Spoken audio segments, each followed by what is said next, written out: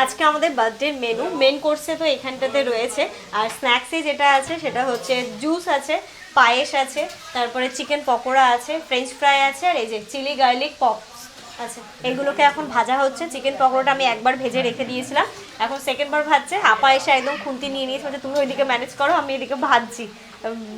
এগুলো ভাজতে হবে, শুধু তো দিতে হবে আর ভাজতে হবে, বাকি সমস্তটা আমি রেডি করে রেখেছিলাম। হয়েছে আপাটা? কত দূর? হ্যাঁ হয়ে গেছে, তুলে দে তুলে দে। এটা সুন্দর হচ্ছে পকোড়া। বানিয়েছে দেখতে না?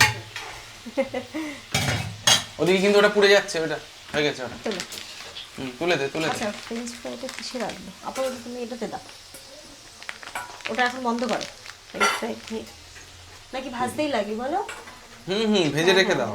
শোনো আপা, তুমি কি করে বলো তো, এতে ফ্রেঞ্চ ফ্রাইটা দেবে আর ওতে পকোড়া দেবে। এবার ভাতের ফ্যানটা জ্বালিয়ে দিই, ভাত হয়ে গেছে।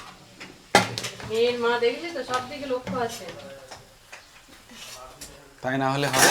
বিনা গিফট আর কাউকে লাগবে না। সাজিয়ে